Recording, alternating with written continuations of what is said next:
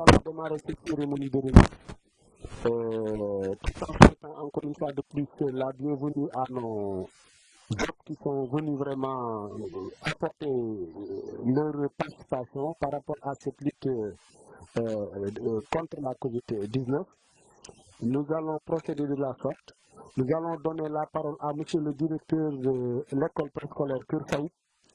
qui va placer des mots de bienvenue. Donc, nous aimerions encore avoir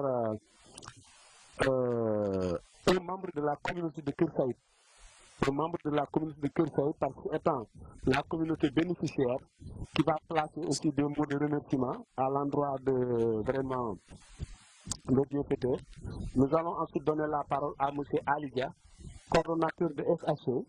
qui va placer ces mots avant de terminer avec son excellence, le délégué général, M. Yangal. Voilà, on est des compagnons de groupe de l'INEFJA depuis de nombreuses années. On a vraiment vu cette école se renforcer, grandir et effectivement souligner la qualité de la gouvernance et du travail de M. Pierre qui a été fait par un directeur de qualité expérimenté comme M. Gay. Et je pense que c'est vraiment un des projets phares de notre coopération. On est très heureux des résultats qui ont été atteints. Je suis sûr qu'on va faire un bon chemin ensemble. Et voilà, ici on s'inscrit dans le cadre de cette malheureuse pandémie, effectivement, où il y a une demande spécifique qui a été formulée par l'INEFJA. Nous, évidemment, on y a répondu du mieux qu'on peut, mais pour répéter ce que j'ai dit dans mon petit discours, je pense que le mot-clé, on le voit ici autour de nous, c'est l'inclusivité. C'est l'inclusion des enfants dans un environnement scolaire classique, c'est l'inclusion des familles dans ce dispositif, et c'est aussi l'inclusion du travail de l'INEFJA dans la communauté. Et je crois qu'on peut vraiment être très fiers de tout ça collectivement, l'INEFJA, Wallonie-Bruxelles, et la récente reconnaissance du président de la République pour le travail de l'INEFJA en est le symbole aussi. Et voilà, moi c'est dans cette démarche que j'ai inscrit et je trouvais important de faire. C'est français, du centre directeur général INEFJA,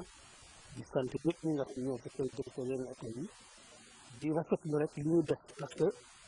parce que ma directeur INEFJA yi waa INEFJA je dirais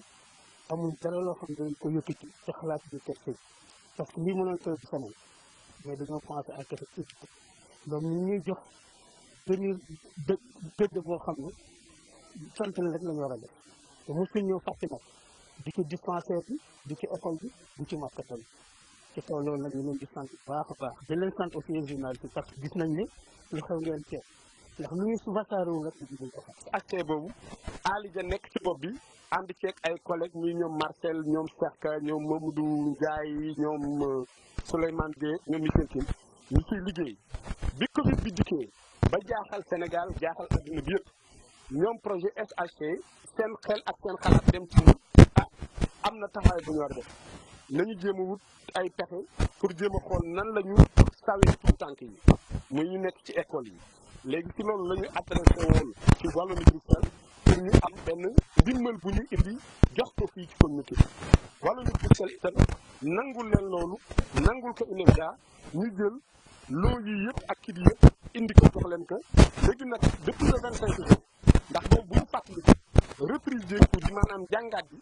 xale yi doon def classe externe rek la concerné woon moo tax boobu ñoom la ñu demoon jox école yëpp seen ay loo école élémentaire yi def nañ ko Ndar def nañ ko Ziguinchor def nañ ko Thiès def nañ ko def nañ ko feneen léegi nag comme ubbite bii tey dafa nekk ubbite ñëpp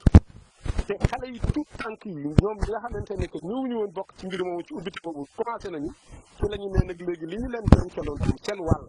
ñu leen génnal itam seen wàll ñoom ñu jox leen ko loolu tey jii la ñu doon jëmmal di ko def fii may delluwaat itam di ci gërëm di ci sant délégué général Wallonie-Bruxelles parce que mënoon na joxe ba pare toog mais dafa joxe ba pare dafa ñëw son excellence vous vous êtes déplacé cela dénote et témoigne de tout votre engagement et tout l'intérêt que vous portez à cette organisation mënoon na joxe toog fa mu toog mais dafa joxe ba pare ànd ñëw bokk ci mbir mi ñoo ngi itam jaajëfal bu baax ñoom Alidia ak ñi mu àndal ñëpp ci projet bi parce que wax dëgg yàlla projet INEFJA la mais ñoom ñoo ko téyel INEFJA téye bu ñu ko téyel INEFJA nag téye bu dëgër la téye bu rafet la te suñu teg seen tànk itam buñ ko teg donc ñoo ngi sant itam di gërëm communauté Kër Sayib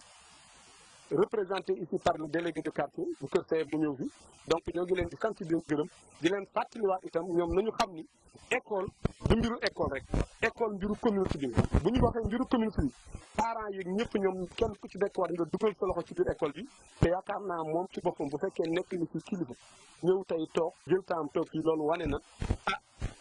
fulla ak bëgg-bëgg ak pas-pas bu mu jox mbir kon di sant ñëpp di gërëm ñëpp na